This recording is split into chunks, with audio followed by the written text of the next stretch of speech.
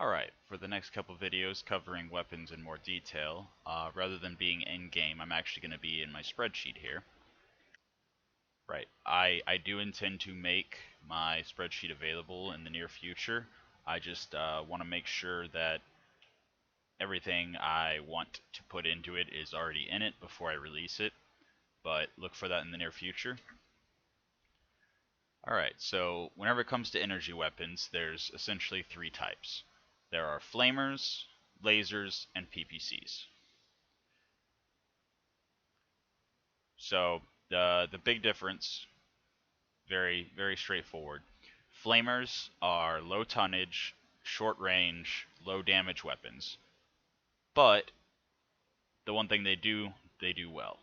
And they mess up a target's heat very well. So I'm going to go ahead and just sort by heat damage. And you'll see the starting here, there is no heat damage from them. You'll see pirate lasers, flamers, pirate plasma cannon, flamers, other plasma cannons. That's basically what their job is. They are there to mess up a target's heat and try to overheat them, try to cause ammo explosions. And you'll see most of them, I mean, except for a couple of the plasma cannons, are very low tonnage. Further, if you go to the heat, you'll see that a lot of them are low heat. The flamers specifically are very low heat, 5 heat, 9 heat, etc. So you can get a lot of heat damage in for very low tonnage. Now, whenever it comes to actually destroying a mech that doesn't have ammo that can explode, you kind of have to use the flamers to set up the mech for it to shut down and then have somebody else actually do the damage. Some pirate weapons and flamers themselves mostly do bonus damage to overheating enemies, so that does help their damage a little bit, but their damage tends to be quite low. Plasma cannons all have damage fall off, so if you're trying to shoot them at long range, you're losing a lot of damage and heat and stability damage. So especially on hot maps, they are very useful through the course of a battle with specifically managing certain mechs. If you keep a mech overheated, it will never shoot. So even if it won't kill the mech, taking it off the battlefield by just overheating it consistently is a viable strategy. Now that we've covered flamers, let's mention PPCs. So pretty much the easiest way to sort these is the highest tonnage. You'll see the majority of these are PPCs. The ultralight naval PPC I have never seen in game, but I would love to mess with. It's a 20-ton, 12-slot weapon, but it does up to 320 damage at over 1,000 meters. It's beautiful. However, just like any other energy weapon, the more damage it does, the heavier it is, the more heat it builds. So, again, I've never seen it, but it sounds like it would be really fun. Other than that little thing, the PPCs in general tend to be higher tonnage, tend to be pretty hot, especially the pirate stuff. But let's just go to, where's standard PPC? There we go. PPC. So PPCs are all long-range weapons. Many of them have ranges up to and above 600. They're pretty good damage. Most of them are around 45 and up. And they actually do pretty good stability damage. Most of them are around 10 plus. So the thing to keep in mind with PPCs is whenever you land a PPC shot, it gives the target a stacking debuff to their sensors. So their sensor rolls get penalized for every PPC hit they take, which in turn gives them an accuracy penalty.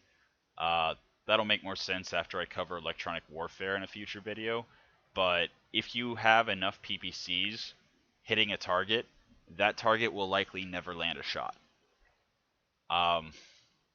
There have been times where I relied on that to keep my repair costs down, just having 6, 7 PPCs in my lance and just hitting the same target over and over so that they never land any shots. Especially useful if you're in a mission where there's one big scary target and a lot of little pests. Just stacking up the PPC debuff, especially at longer ranges. Because if they're firing just on visuals alone, then they have a massive accuracy penalty.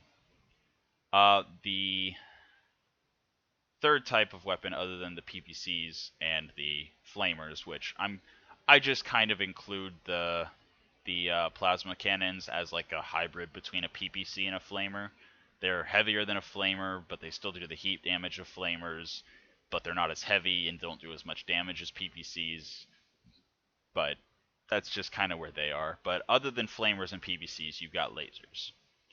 And lasers are all pretty low tonnage, decent range, and the thing to note about lasers is, where is it? Max damage per ton. So if you look at the max damage per ton, the highest tonnage, or the lowest tonnage, the highest damage per ton weapons are the small lasers.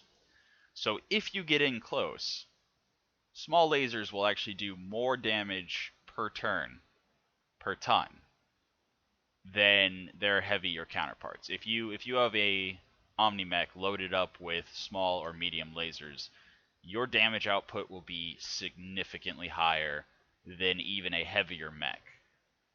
Like, you could have an assault mech with some, Gauss rifles or whatever, doing less damage than your medium or heavy Omni-Mech with a ton of lasers just running in.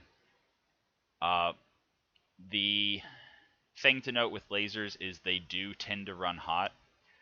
Not as hot as PPCs, funny enough, but they do still tend to run hot. The amount of cooling you need really depends on whether or not you're using Exchanger or not, and whether or not you're using Protos, whether or not you're using laser insulators. Like, there's a lot of ways to manage the heat, and if you can successfully manage the heat, lasers do a ton of damage for their low tonnage.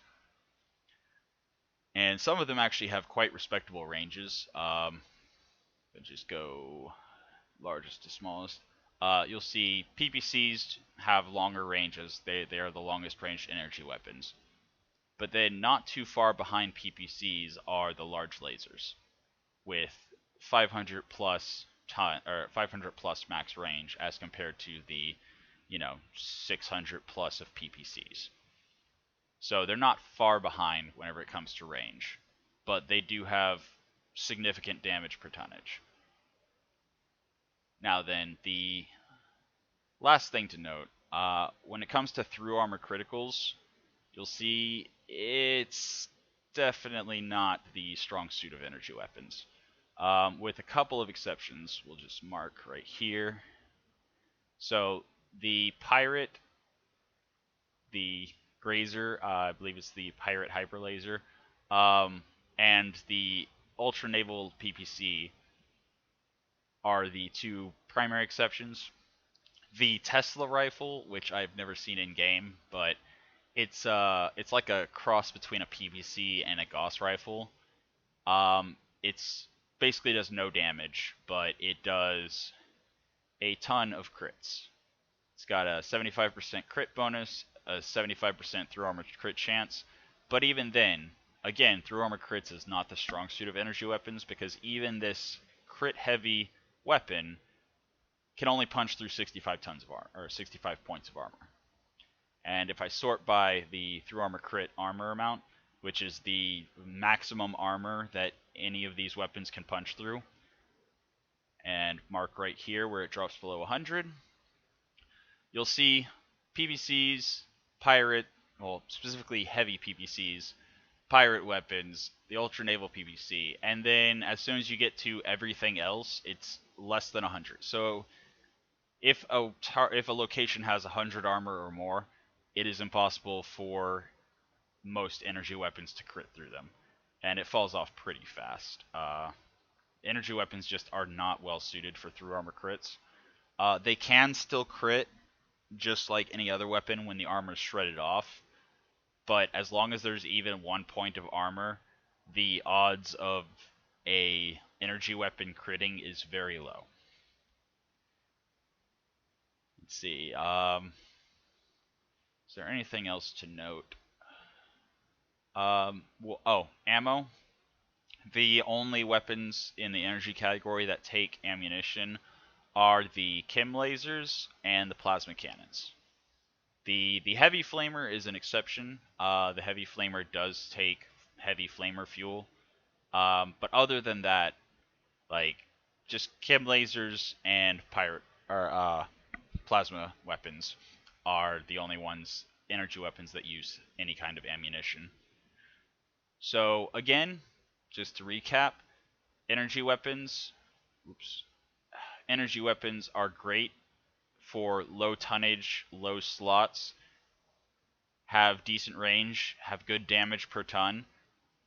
The flamers and plasma are really good at building up heat, but you basically can't crit through armor, and your stability, your heat is going to be the deciding factor of whether or not an energy-based build will work. If you don't have the heat management for it, it doesn't matter how good of energy weapons you have. If you have to turn them off every round, you might as well not have them. And that about covers energy weapons. I'll talk to you next time for ballistic and then missile after that. And again, I will be making this spreadsheet available. Not exactly sure when yet, but I will be making it available in the near future. Until next time.